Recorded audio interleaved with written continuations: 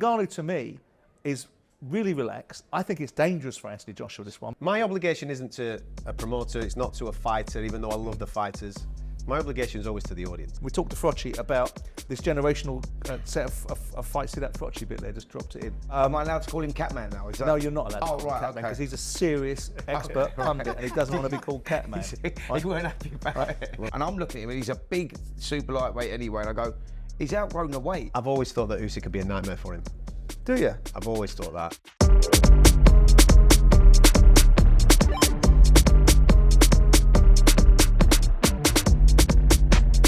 Welcome to episode 61 of Talk Boxing with Simon Jordan, Spencer Oliver, and who I consider to be the best voice in boxing, the expert that is Adam Catterall. That's very Nice kind to of see. you to say. But then again, Yes. I get to spend a lot of time with Spencer, so it's a f***ing low bar. Nice to see you, mate. And you, mate. Thank you very much for having me on. Following on from a little bit of controversy last week that got you into Frank Warren's bad books. By the way, got any letters from Frank recently? I have not. Didn't think you would. This discussion that you had about the cut and the controversy and the ill feeling that's sort of arisen from your observations. Walk me through your version of events. In what way? Well, in what aspect? They're talking about, Frank got very irritated about you questioning the integrity of the imagery or his perception, because what seems to happen is there's something that people say and there's something other people hear. Right? Exactly, yeah. And the odd allegation, I understand, is that you questioned the validity of the cut, but more pertinently, the timing or the dates of these pictures, and you didn't know where they were from and what they were about. And Frank's gone, hang on a second, I've told you when those pictures are, so why are you questioning my integrity? Which is why he's got the thing to some extent, alongside the fact that anyone dares criticise his cash cow. Yeah. All from my opinion, all I did on the day was report the facts. We were told that he had a cut. Yeah. We were told that he was off February 17th, which was all true. And we were, at the time of me going to air on that, we were waiting, of course, for a rescheduling and what have you. Off the back of that, obviously, you go on social media, you see there's a major fan backlash. Fans are doubting the situation. Which is how you framed it, wasn't it? Yeah, exactly that. It wasn't. It was never ever my opinion. It was a case of, listen, if you're a fan and you're out there and you think to yourself, oof, this smells a little bit fishy, because you were promised it on December 23rd, that fight didn't materialise. You promised it on February 17th, it's now not materialising, and obviously now we know that it's going towards May the 18th. Yeah. When you're consistently inconsistent, you lose credibility. So therefore people obviously are well within their right to doubt. And also, I also went on to say that Tyson Fury's got to accept that if he's going to get a backlash off fighters off the back of what he said about David Haye when David Haye pulled out of their fight via cut, then he's got to experience that. But I always finished that point by saying it's a cut. Yeah. He's out. These things happen. It is what it is. Just in fairness to the observation, mate, though, was there any material benefit in questioning the dates or the likelihood of these pictures? And is that not really like a bit of a red rag to a bull with the benefit of hindsight? Yeah, probably with a bit of hindsight, that probably is a red rag to a bull. But there's nothing that I've said there that is factually inaccurate. There was no timestamp on any of the picture. My obligation isn't to a promoter, it's not to a fighter, even though I love the fighters. My obligation is always to the audience and to represent boxing or fight sports, whether it be MMA that I'm covering, in the best possible light towards the audience. And that is to give truth, or my version of the truth, and try to give all aspects of the story. I have my opinion. I understand that these things happen all the time in training. But I also understand the audience doubting the situation. As I've said, when you're consistently inconsistent, you lose credibility. Yeah, because when I heard it, I listened to you a couple of times because I ended up having a bit of a back and forward with Frank about it, because I did feel that there's a little bit of a pile on you and a little bit of bullying going on, but that's a different discussion. And I felt that there was a bit of ambiguity, because I clearly, when I first listened to it, I don't know what you thought, Spence, I could see that you were characterising it in the social media space, because I saw the comments coming in from fans about, you know, Fury doing this and Fury doing that, and the general feeling of disquiet and unhappiness about it. But it did look like you were wrapping it up as your opinion rather than representing it as the fans. So I can see to some extent why there was this sort of pushback. But also, what I'm troubled by, I don't know where you are on this, Spence, is have we moved into a territory in boxing? We touched on it with Carl Froch last week. Yeah. That you can't say anything about a fighter, specifically seemingly with this new phenomenon of Saudi in the background, that doesn't get taken as a criticism that's either unfair or unwarranted, and as a result of it, you get yourself into a problem with these guys. And I don't know, have we changed, or have they changed, or has something changed? I think my understanding of this whole situation was that when this news broke, Adam just questioned, was it legit? You know, was it legit? Because there was rumours circulating. Well, I was reflecting the audience's thoughts on that. I never questioned that it was legit. I said straight away, it's a cut. I think we when the news broke, we all heard the rumours that were circulating about Tyson Fury and maybe not going as well as it was supposed to be going in training, not looking as good as he was supposed to be going. So when this cut materialised, and Adam questioned, is it legit? He was asking the question, is it legit? Is this old footage? This is where we're at, because this was at the time of the news breaking. Once he got to understand what it was, he then accepted and said, listen, okay, it happened in training. It was a legitimate cut, but it was just, he threw that out there because like Adam was saying there, he was reacting to what the audience were asking, because it is the boy that cried wolf, isn't it? Like Tyson Fury back in 2013, you know, when he was boxing David Haye, and David Haye picked up that cut.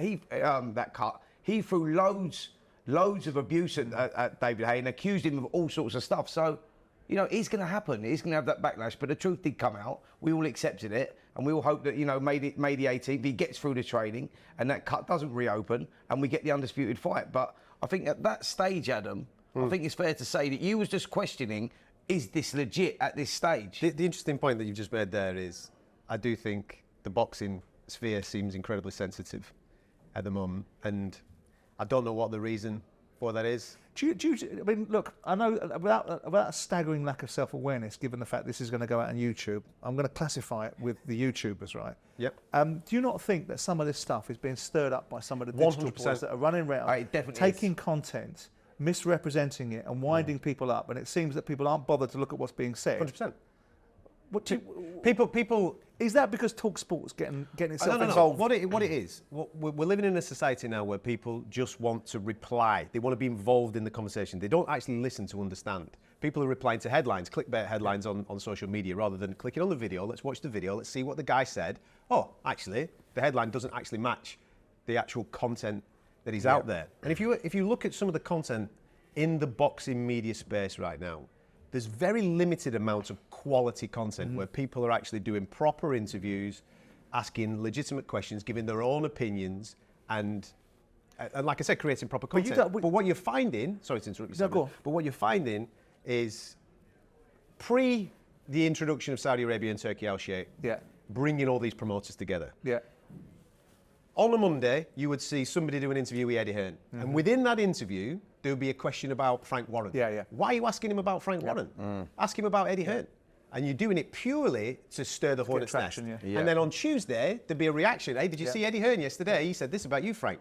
And this goes back and forth and back and forth and back and forth. Now that friction ain't there anymore. So therefore, what are we going to do for numbers? Somewhere else, So let's go and, I don't know, let's go and cause some trouble with me, talkSPORT, whatever. If you actually look at that interview that Frank Warren's done on that YouTube channel, Frank Warren didn't fully know what I'd said. The interviewer didn't fully know what I'd said. And the interviewer doesn't actually ask a question. He says, Adam Catterall and Jermaine Pennant were on talkSPORT on Friday evening. What's your thoughts on that? That's not a question. Do you have an opinion on what I've said? Ask Frank a legitimate question. Didn't ask him a legitimate question. I was a bit worried when Jermaine Pennant said 2 + 2 = 6. I get that. And maybe that should have been the question about maths. About arithmetic. But the whole point of that purely was to cause friction and to create numbers. I think the big problem we've got with the YouTubers is it is all about clickbait. They'll put a title up that it doesn't reflect on what the conversation's been about. Then you see people like Frank Warren or Tyson Fury, and they look at the headline of that, and then they straight away they come down hard on either Adam Catterall, talkSPORT, or whatever. But it's not a true reflection of what's been said. And I think that's the big problem that we've got, is that maybe the people that are not happy with talkSPORT, Adam Catterall, whatnot, they've got to listen to the full interview and listen to exactly what he said. Well, that's my point. And that is the big problem. My point is that I saw Eddie Hearn do something yesterday where someone again had phoned something I'd said, which was a criticism of Tyson Fury, right? Which wasn't a criticism; it was just an observation. Because if you say anything other than praise, it's called criticism. Yeah. But it just happens to be a different opinion. And then it was like, you know, Simon Jordan's criticism of Tyson Fury, and Eddie's response was, well, those that criticise can't walk a mile in their shoes. Well, no one's suggesting that we can, but what we're saying is, if you can praise, you can criticise. They seem to be all about, forget about the praise, forget about all the good things. All the good things that are said. The moment you come off script, and I just think it's Saudi and money, and everybody's worried about not being able to continue to have their relationships. Of course. And they're weaponised against other people. And then you've got these IFL and these digital guys that are running around using other people's names and clickbaiting without any substance. Yeah. And it should be incumbent upon Eddie and Frank and Tyson and Anthony Joshua to at least know what's said and then go, I'll tell you what, that or, well, you know what, fair enough, he didn't quite say that. And that's a disappointing thing. By the way, going to this fight with Fury and Usyk, who do you think is going to win, Adam? Look at you. You're trying to cause me even more trouble now, aren't you? No, absolutely not. I've always thought that Usyk could be a nightmare for him. Do you? I've always thought that. This is going to... If Tyson Fury can impose his size on Alexander Usyk, he wins the fight. But what we've seen recently, we've only got recent data to go off. We've obviously only seen him in with Ngannou. We've seen him in with Chisora. We've seen him in with White. They're his last 3. Yeah. And what I've seen... Alexander Usyk is a very, very smart fighter. I'm not saying Tyson Fury isn't. He is. But I think Alexander Usyk will cause him an absolute nightmare in that fight. If Fury can impose his size, he wins. Yeah. But that's a big if. When you say going on the data that you've got, well, did Usyk cover himself in glory against Dubois then? For me, Great point. He won. Well, yeah, listen, but did he cover himself in glory? Yeah, but apart from the low blow, he won every second of the fight. I don't think that was a low blow. Well, That's up for debate as well. You're going to get... Listen, you guys just brought me on here to... I'm going to get you out of shit because I think that Tyson Fury wins that fight, because I think that Tyson Fury is one of those guys that only gets himself up for the fights that he considers to be a real danger. If you're looking back and you're looking at his recent fights and his recent performances against Ngannou, he clearly never trained for that. Clearly, Derek Chisora knows Derek well. Well, they'll dispute that. They'll absolutely dispute that. And Frank and Fury have pushed back on that narrative. Yeah, and also with Dillian White as well. I thought he went out there and he just controlled things. Dillian didn't give him any problems at all. But he didn't give him any problems at all. I think that he totally dominated that fight. So, but I think you'll get a different Tyson Fury against Alexander Usyk. so do I. I really do, and I think the Tyson And Usyk Fury has will be never too fought much. anyone like Fury. No, absolutely not. Absolutely not. As I said, if he can oppose his size, I genuinely believe that the Ngannou thing is kind of a blessing in disguise for Tyson Fury. Because he's got away with one. Right, let's refocus. Let's get back in camp. By all accounts, he was in tremendous shape. I think we might get the version of Tyson Fury that turned up in the second fight against Deontay Wilder. And that's what I think. So given that, yeah. So what, you're now backing up now, you think it will be Fury? If listen. If he turns up in that condition, if the best version of Tyson Fury, if the best version of Tyson Fury turns up against the best version of Alexander Usyk, Tyson Fury wins. Okay. And that's what I think we'll see. Yeah, that's what I I think agree. we'll see. I watched this Loving yesterday, under the auspice of The Gloves Are Off, between Anthony Joshua and Francis Ngannou, Spence. Yeah. What do you make of it? I thought there was a lot of respect between the two of them, to be fair. I watched it as well. But I think that Anthony Joshua knows what he's going into, and that's where he's got the benefits of that from the Tyson Fury fight. He knows that Ngannou, forget Ngannou's only 0-1 as a boxer, the guy can fight. Sure He can clearly no fight. there. And Anthony Joshua, see, stylistically, Ngannou really fancies his fight against Joshua, because Joshua's one of them guys that likes to come forward. He likes to sit in the pocket, and he's a totally different, different person to the one of Tyson Fury. Tyson Fury is very elusive. He's awkward. He's difficult to pin down. Whereas Joshua, you know what you're getting. It's sort of like what you see is what you get. He comes forward and it's all one-dimensional, and but he's very explosive. But stylistically suits Ngannou, because Ngannou, what he proved against Fury, you'll probably agree with this on me, is that when Fury punched, Ngannou punched with him. So what he lacks in speed, he made up for in timing. Now that's problems for Anthony Joshua, because Joshua's one of those guys that likes to sit in the pocket. He's very explosive. But if Ngannou throws when Joshua throws, anything can happen.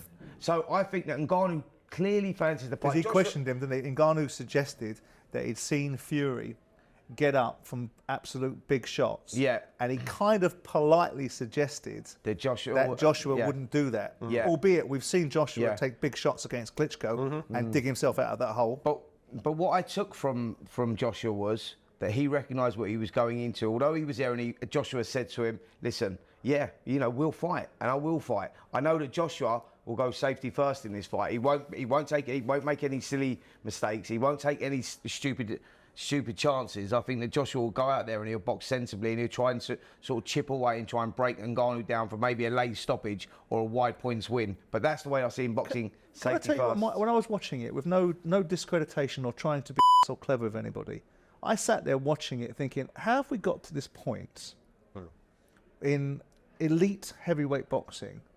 We know Ngannou can have a fight, right? Because he wouldn't have achieved the things he's achieved in the octagon if he can't have a fight. Yeah. Right? So we know that, right? But how have we got to a point where the so-called best heavyweight of a generation, arguably, debatedly, in Tyson Fury, and now the former two-time heavyweight champion of the world are now fighting a UFC fighter ahead of everybody else in front of the queue, and it's been made into this spectacle. They're supposed to have substance. I sat there scratching my head thinking, why is this happening? I know why it's happening because I'm not going to be overly facetious. It's because Saudi money is dictating. Yep. But how are we accepting this as some sort of meaningful set of circumstances? I think the crossover. I think it's the whole crossover thing. I think there is an element crossover of thing. You've got what you've got to do. You've got to accept that boxing isn't a sport. It's a business, isn't it? If things were on sporting merit, then there's absolutely no way whatsoever that a boxing debutant fights the heavyweight champion of the world. That's my point. But it's a business, and we have, as Spencer just alluded to there, boxing's kind of let itself down for a long period of time, where boxing promoters have been telling us that we're getting to the Champions League final on a regular basis, but really we've been getting games out of League Two, and that's been going on forever and ever and ever. And the audiences are getting fed up with it. They're going away. They're looking at MMA. I'll go and be a fan of that. I'll go and be a fan of something else. And But what does it tell you? The influencer space has now kind of filled this gap. Yeah. So therefore, boxing promoters are looking at, well, hang on a minute, okay, guys with big audiences, let's leverage that in the world of boxing. Okay, put the commercial side to one side, which I can read that room quite easily. But what does it tell you about the elite heavyweight boxers of this generation? Because we had this discussion last week, Spence, didn't we? And we talked to Frocci about this generational set of fights. See that Frocci bit there? Just dropped it in. Am I allowed to call him Catman now? Is that... No, you're not allowed to call him right, Catman because he's a serious expert pundit and he doesn't want to be called Catman. He weren't happy about it. But you look back on the fighters that have gone before in the Ali era, when you talk about Ernie Shavers, you talk about George Foreman, you talk about Joe Frazier, you talk about all these elite fighters that were there. And you go to the Larry Hagman, he's from Dallas, isn't he? Larry Holmes era, where he didn't get the credit he got, but he still fought great fighters. And you go into Tyson, and he fights Tyrrell Biggs, and he fights Michael Spinks, and he fights Trevor Berbick, and he fights whoever else he fights. But they're all really good heavyweight champions. And this generation, I now look at it and go, how are the best heavyweights being matched against a UFC fighter, and all of a sudden we're going, oh, this is the credit to the boxing world. I think it's an embarrassment to boxing. Because you wouldn't have a boxer go into the octagon and last 5 minutes, and Carl was saying it last week, if I went into the octagon, I don't think I'd last very long.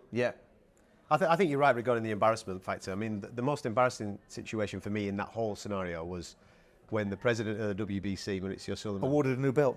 Well, he came out and he said there wasn't any credible opponents in the top 10. Yeah. So Tyson's tried to make a fight with this person. He's tried to make a fight with this person. There's nobody else credible in the WBC top 15, so we're going to allow him to have a non-title fight. He didn't defend his belt at all last year. Yeah. But that's a sad indictment, sadly, on heavyweight boxing. Listen, you mentioned the business side of things, and boxing is a business side, and Ngannou, wanted to get into the boxing space anyway, but it's bringing a big crossover. We've got to recognise that we are in a changing of the times, and the investment of the Saudis... This isn't crossover, Spence. This is just two fights the investment of the Saudis are going to get the best boxing, the best, and we are going to get the best of the modern generation and the modern era. Well, we'll see, won't we? But had that investment not been made, do you think that we would have ever seen like Anthony Joshua versus Tyson Fury or Tyson Fury versus Alexander Usyk? I don't believe we would have. Well, I'll answer that question. Depends if there was realistic expectations of what they expect to get paid.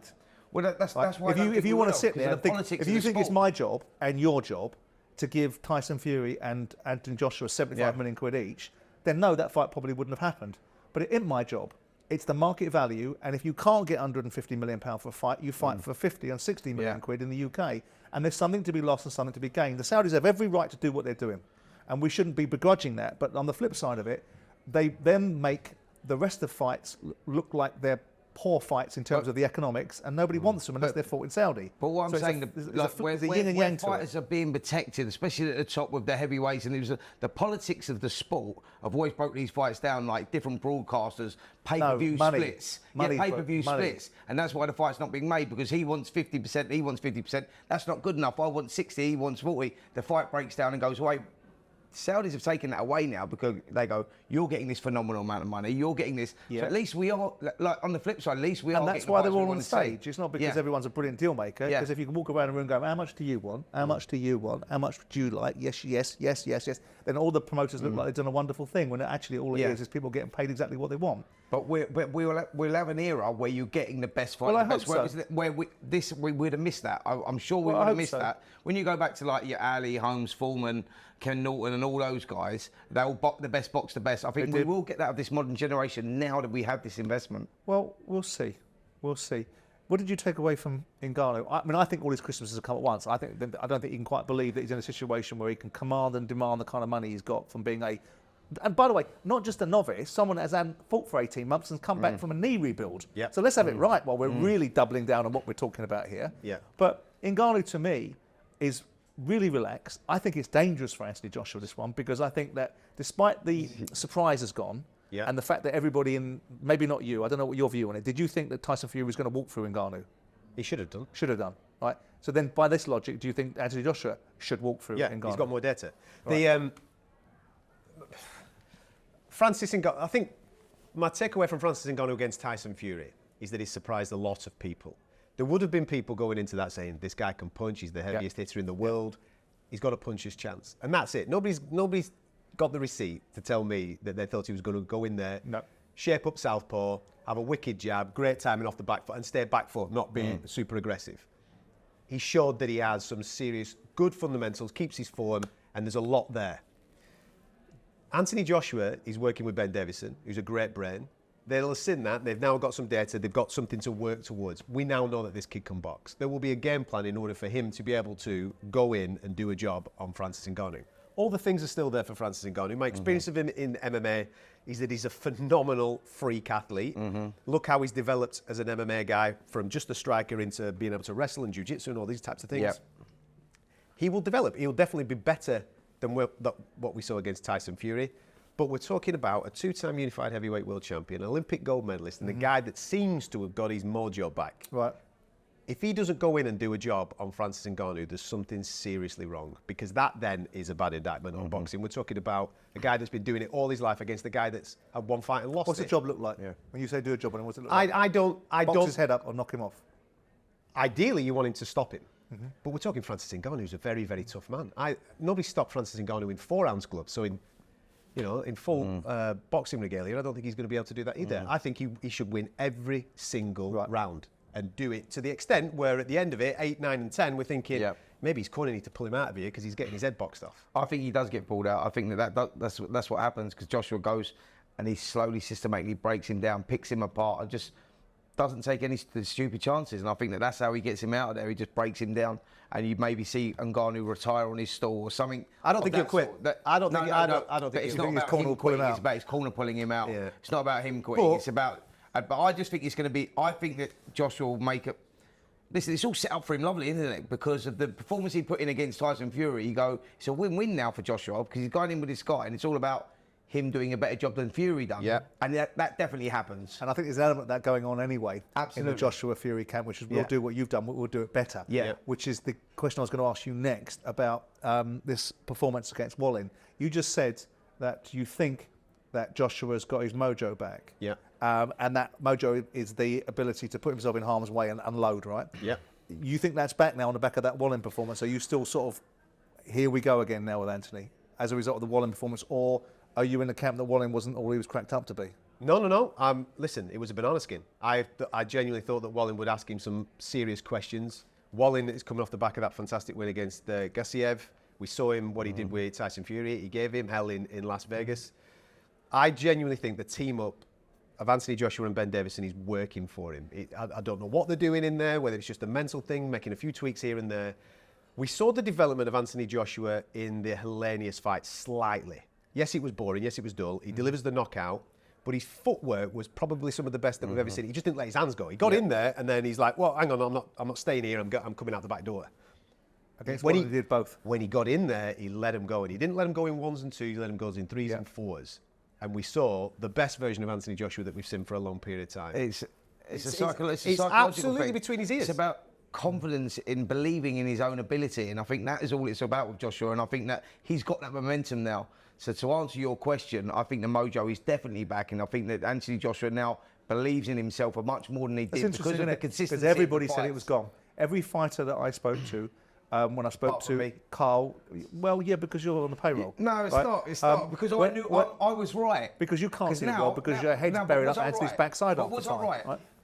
Well, you may be. No, admit it. I was right. Well, yeah, but everyone else was wrong, and I was right. Dollars for donuts. If you'd have asked me at the beginning of the year, right, would he beat Jermaine Franklin? Would he beat Helenius? And would he beat Otto Wallen? I'd have said yes to all of them. The question still abounds. Would he beat Tyson Fury? After he beat Franklin, you said he's gone. He's got nothing left. He ain't coming back. There's no. I said he's showing no indication of doing anything different. I said you're wrong. Well, that's true, and that's fair. But in Sam's defence, the majority of people. I was like, you watch the Franklin fight and you think. But the point I'm making is everybody said it. Other fighters who know more damn sight more than I do, they've been there. Like, I asked Ben McGuigan in one of the other things I do. He was like, lights have gone out. Ask Carl Froch, lights gone out. And once those have gone out, they don't tend to come back in and come back on. It's like turning the pilot light off on a boiler and being able to try to reignite it. You can't sometimes because it's gone. But you guys are now saying, no, hold on a minute. This is potentially a reawakening and a re-emerging. And I think it's the team up with Ben Davison. I think it's the thing that he's doing with Ben in that gym. It's believing in his own ability, mate. It's having the confidence to believe in it. But he's got that back. He's obviously got somebody in that team that has enabled him to find that. Ben Davison has pulled that out of him. But then he's got to go and deliver it, and he did it against Wallen. And now, away we go.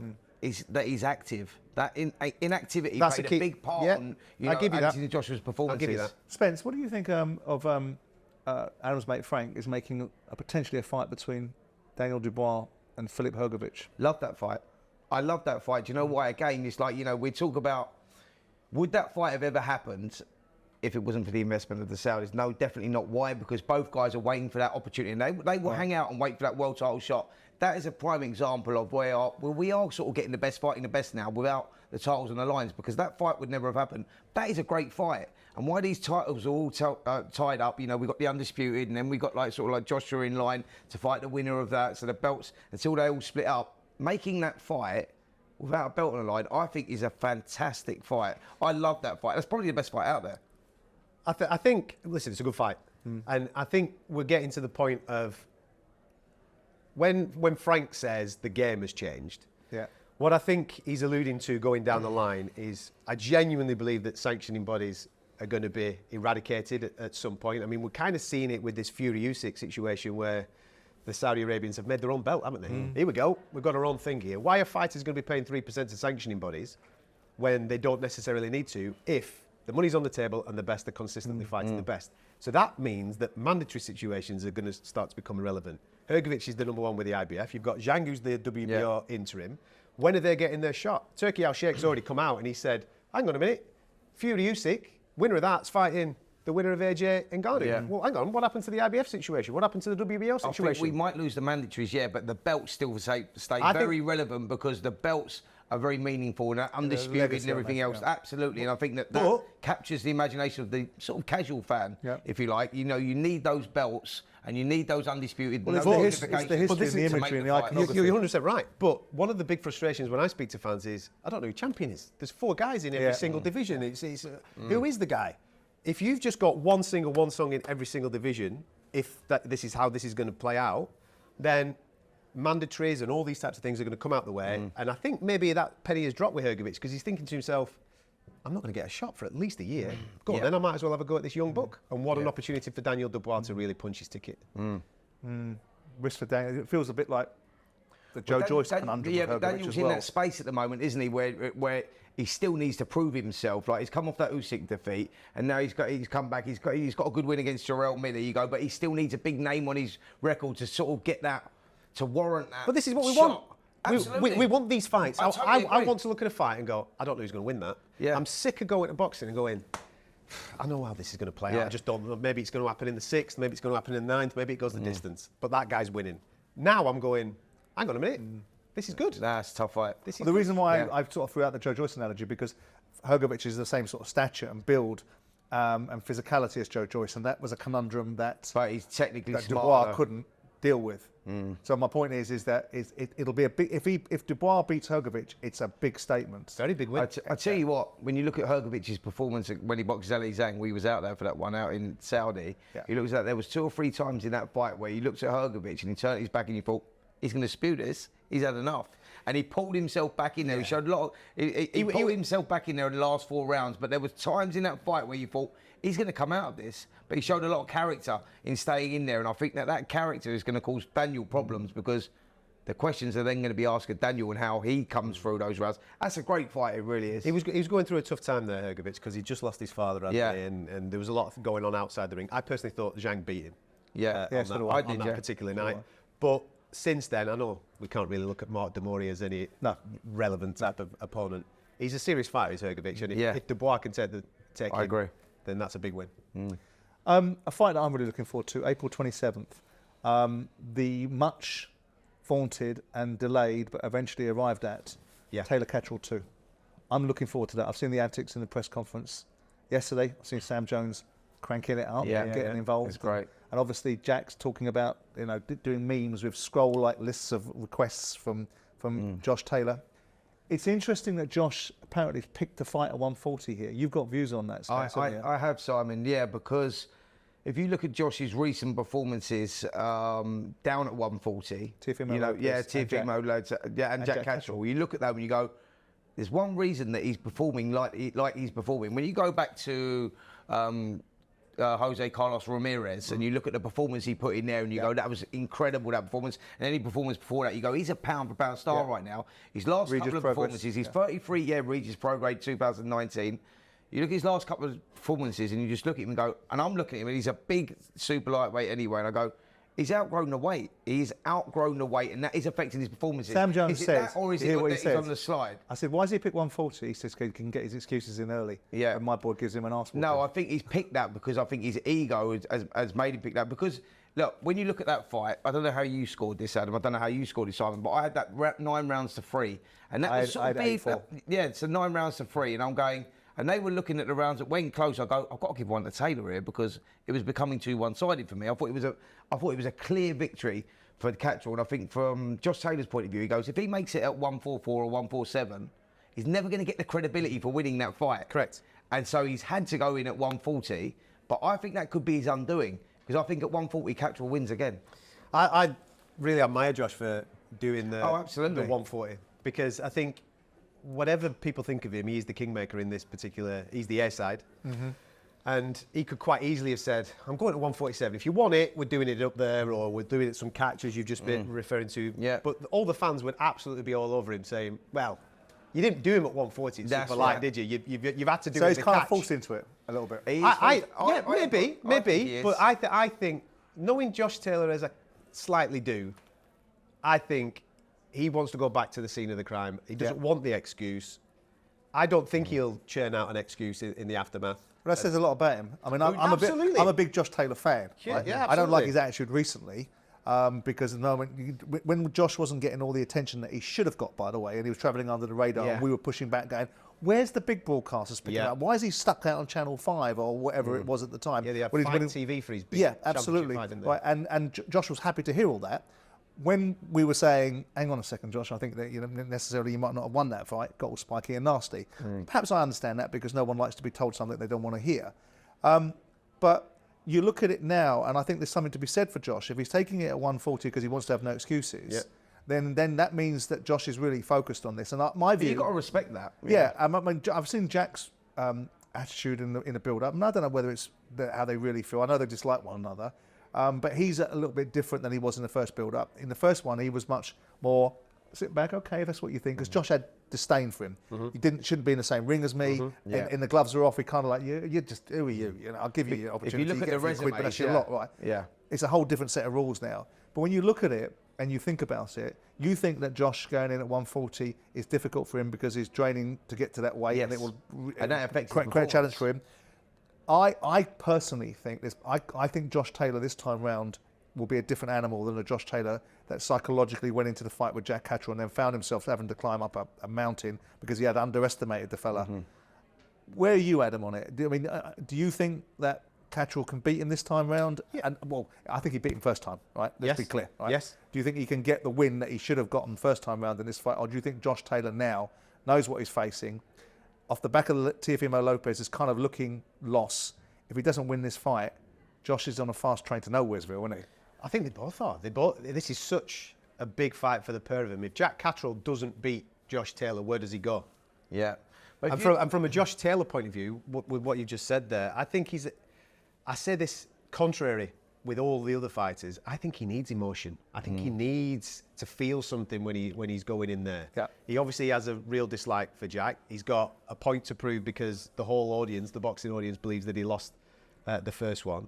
And I agree with you. I think you're going to see a completely different animal coming into this fight. I think you're forgetting though, when he got his opportunity against Teofimo Lopez in his last fight at 140, Madison Square Garden, big moment for him. If he can't get himself up for them fights, why was the performance no good in that fight? Because he didn't perform in that fight either. So now you've got to look at it and go, is he on the slide? Is he on the way down? Or is it the weight that's affecting him? Because you can't say the Teofimo Lopez fight, he performed like he did against Jack Catterall. He underperformed. And there's a reason But for that. Teofimo Lopez was brilliant. What was I going to say? Is that more about Teofimo Lopez? He was brilliant about that. I think he underperformed as well. You've got to look at what he was doing as well and just go, there's a consistency there in those two fights when you look at those performances, and there's a reason behind it. It's either he's on the slide and he's not as good as what he was, or 140 is killing him. I personally think it's 140. I think at 147 he would be a much better fighter because his frame's too big for 140. And I think that him making that decision to fight at 140 in this fight is his undoing. In conclusion, who are you going with? Going back to what you asked me right at the start of the show, the best version of this is against the best version of that. If the best version of Josh Taylor turns up, he wins the fight. If's a huge word though, isn't it? Yes, it is. It is. But listen, look at that guy's resume. Look at who he's beaten. Look at what he's done. Look at what he's achieved. He's a pound-for-pound star. If the best version of Josh Taylor turns up, he will win the fight. The question is that what you're saying is the best version still there? So the best version of Josh Taylor, we got to go back to 2021 when he beat Ramirez, and you looked at that and you go, wow, brilliant. The fight he had with Regis Prograis at the O2 in 2019, incredible performance. 2021, that's a long time in a boxer's life. He's 33 years of age now. You know, you've got to look at all this, and you're looking at your performances, and you go. What do you say? Get your splinters. There's no splinters, mate. I'm saying Catterall. I'm not saying if the best version of him turns up. I'm going Catterall wins. Even if the best version of Taylor turns up. What do you mean the best? No, I'm going on last performances, and I'm not even the performance before the last one. Okay. So you're saying Jack Catterall? Catterall wins, yeah. By what? Points? Points, yeah, definitely. Yeah, he doesn't get him out of there. Catterall wins points. Okay. I'm glad Jack's got his shot. Where are you going, by the way? He should have had it. I'm glad he's got his shot, and it's sad that when the opportunity there was for all the belts, that went by the wayside, because that would have been a moment for him. But I can't help but think that Josh Taylor is the better fighter, and this time round Josh Taylor will be better prepared mentally, albeit I take your point about Teofimo Lopez, and I take the two lackluster performances against Jack Catterall and Teofimo Lopez. I take Adam's point about how good Lopez is. I just think that Jack won't have enough, and that Josh will do a number and stop him. It's a big shout. It's a big shout. Listen, it's a great fight. Yeah. We need rivalries like this. Good We do. British rivalries. We need a bit of spite, a bit of menace, a bit of bad intentions, and I'm looking forward to it. And I think the boys are coming in later on in the week to talk to us, so we look forward to that. Absolutely. Might need you for security, mate. Yeah, all right. There we go. All right, listen, let's move on from Taylor Catterall, which I think we've kicked around now and we're all excited by. The president of the Clown College, Mauricio Solomon, right? He's come out and talked about VAR in boxing and his preparedness to embrace it. I wonder why that is. But Ben Shalom talked about it about a year ago, and I think it was ironically, off the back of the Taylor Catterall fight and the need to perhaps look at that. What's your take on VAR in boxing and how it could be utilised, Adam?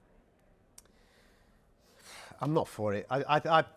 My thing regarding officiating in boxing is that we need a unified scoring criteria. Right. And and obviously people know that I cover MMA. In MMA, you have a unified scoring criteria. So therefore, every single judge is working towards a particular set of scoring criteria. In boxing, you don't have that. If you go on the WBA's website, they'll say, we look for this. If you go on the British Boxing Board of Control website, we look for this. I think a unified scoring criteria and better education for officials and transparency with audience as well. So therefore, they know exactly how something is being scored is the way forward. VAR? I think VAR works for situations like clashes of heads, elbows. Why would boxing, in your view, be the only sport? Every sport cuts. Every sport embraces technology. Yeah. Yeah. So why would you want the sport of champions not to have technology in it? Because we're seeing never said bad I didn't want decisions. it. No, I did not want it. For example, in the state of Nevada, the video replay is available in MMA, for example, and they use it for exactly what Spencer just referred to. I think accidental head clashes. Was it or was it not? That's when it should be brought in. That's the only reason it should be not for scoring purposes. No, scoring absolutely purposes, not for scoring. I don't know the judges that get it wrong. And the Usyk Dubois situation would be an ideal be point. perfect. Yeah. And I think that would change. That would change a lot of results. I think that's beneficial for the sport to bring that in.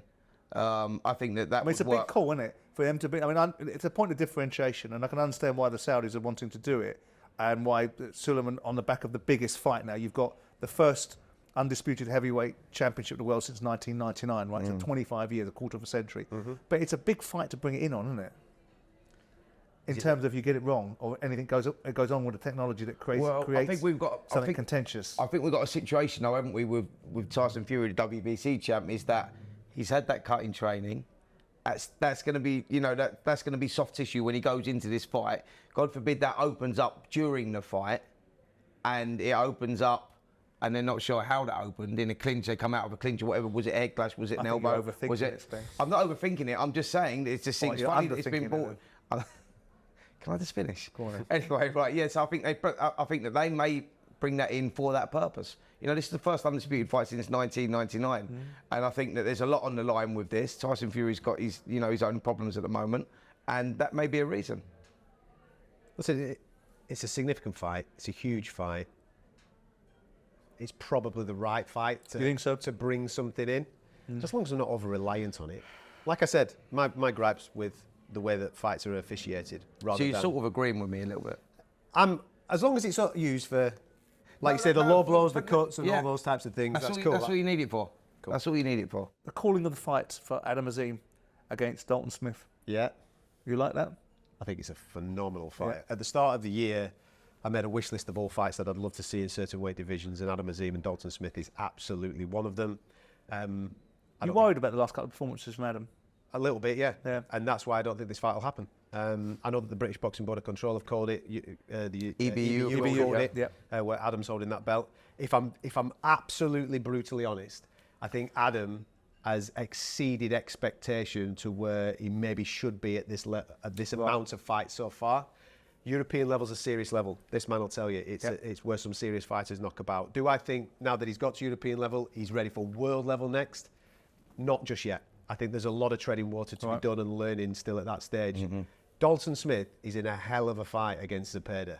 Zepeda's been there, done it, and got the T-shirt. Still young enough to maybe make a bit of a run of it himself. I think he's only 33 years of age. He's a great fighter. Decent fighter. This feels very similar to when we talked about Josh Taylor before. When they matched Josh Taylor with Victor Postol, I was like, blooming heck, did they not like Josh Taylor? This is crazy, man. Sticking him in with this guy at this stage, 10 fights in. Josh came through, absolutely shone, and there was no looking back. Onwards we go towards world title level. If Dalton Smith beats Zepeda and he beats him in a good fashion, he ain't coming back for Adam Azim. He's on his way. He's on his way to the very, very top level. He's got elite amateur pedigree. Dalton Smith is a very, very talented lad. And I think if he can beat Zepeda, the fight with Adam Azim isn't going to happen, sadly, at this stage. Might happen down the line because they're both young kids, aren't they? But right now, I don't think that's going to happen. Yeah, interesting. I would like to see that fight happen. I think that, like you say, Adam Azim reaching European level, you go now, he's not going to be blowing kids away. He's not going to be knocking them over the way that he has been doing. And now it's all about the development stage, learning on the job in many respects. Don't step up to world-class level. Don't do that. But I think that Dalton Smith's at that sort of level as well. I think he's just a bit off it as well. Sabida's a great test for him, and I agree with that. And if he does come through that, I still think he needs more fights. And I think that the fight, for me, I think that's a great fight to make. I'd love to see the... Do you think it'll happen, though? I think he will. I think it can happen. Do you? Yeah, I do. Do you think Ben Shalom will put Adam Azim in with Dalton Smith? Yes. I do. Would Shane McGuigan put him in, do you think?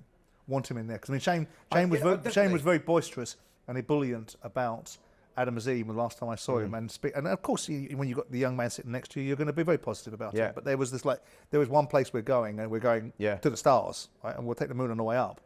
I think Adam Azim I think the last couple of fights, or certainly one fight, and then the middle fight was better, then the last fight we saw wasn't that great either, have perhaps maybe just arrested the progress of Adam Azim and maybe given a little bit of sense of, okay, we need to take our time a little bit and build this out. The perfect person to compare that to is AJ.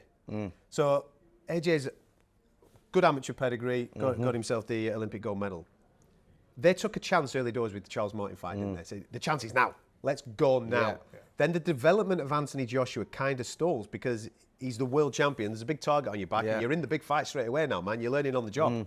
You don't want to have a look at that and go, okay, let's not get there yet. He's 20. What is he? 21? Yeah, Adam 22. I think he's just turned Take 22. your time. But listen, I agree. But don't you think Dalton Smith is at a stage where they're sort of I think he's further along. I think he's further along there. I think I think it's a great fight for both of them. Mate, if they made the fight, I'm in. Yeah. But I Do you just think I that both can't. camps don't want to take the risk? I think Dalton Smith would take it. I think Adam Azim will take it. Let's see. I'm very confident they will take it. Let's see. I'm sort of very confident. Okay. Yeah. We'll see. Canelo, Adam, last question. Yeah. No opponent yet. Yeah. The only fight that he should be having is David Benavidez. That's Agreed. it. Right. I know that he's signed this deal with PBC. He's just done Jamel Charlo, the guy that was the undisputed champion at 154 pounds. Quite evident that he just came for a payday and just took the Canelo dough. We're now talking about Jamal Charlo. That's even worse. Yeah. Okay, the guy's fighting at 160 and he's been the WBC champion there for time, but he's had one non-title fight in 3 years. He's had massive troubles All sorts of problems. outside the ring with alcohol and all sorts of bits and bats. He's not in the right frame of mind to be fighting someone like Canelo. I think that's a joke of a fight if they make that. There's Jaime Munguia, who's just, obviously he was the 154 champion. He had a flirt at 160. He's now at 168 and he's looked really, really good. So an all-Mexican clash, maybe that could be made. But for me, absolutely, no doubt whatsoever, David Benavidez is the fight for Canelo Alvarez. Are we done with Canelo now bouncing up the weight classes and all of that nonsense? He's had a go. We were listening to this nonsense before he went up and got put in his place a little bit by Bivol at that weight class, that we were going to see him at cruiserweight and then we were going to see him all that. Don't forget that. That's all gone now, isn't it? Yeah. And rightly so. Adam's right, and Benavidez is the fight. You can look at Canelo and the career that he's had, and you go, now he only wants to fight the best, and he's in the twilight of his career. Benavidez is the fight. It's a serious fight. Yeah. The fight for fight fans is tremendous, but also from a Canelo point of view. If you look at what Floyd did to Canelo, he got Canelo at the right time, and every time Canelo fights now, fight fans are always reminded of Floyd. His name lives on past retirement. Yeah. This is the great Floyd Mayweather. If Canelo goes and does Canelo things against David Benavidez is still going to fight for another 5, 6, 7, 8, 9, 10 years and probably become the king of the super middleweights. But every time Benavidez fights, if he's been beaten by Canelo, Canelo's legacy will live on. I think it's a perfect fight for fans, and it's the fight for Canelo to keep that legacy going. Do you think Canelo beats Benavidez? I think it's a very, very tough night because Benavidez isn't just big, his feet are absolutely outstanding. I fancy Benavidez in that, to be honest. I probably do as well, but we're talking about the great Canelo here, man. Absolutely. I was going to say, you two boys are talking about Canelo Alvarez and potentially seeding a defeat for him. I don't see past Canelo Alvarez at this moment. I think he might do him with a body shot. There's a lot of real estate there, isn't there? So, Interesting. But great fight. Let's make it. Right. That's it for episode 61 of Talk Boxing, a episode where I've actually enjoyed it and learnt something, Spence. And you smiled for the first time. And didn't look bored.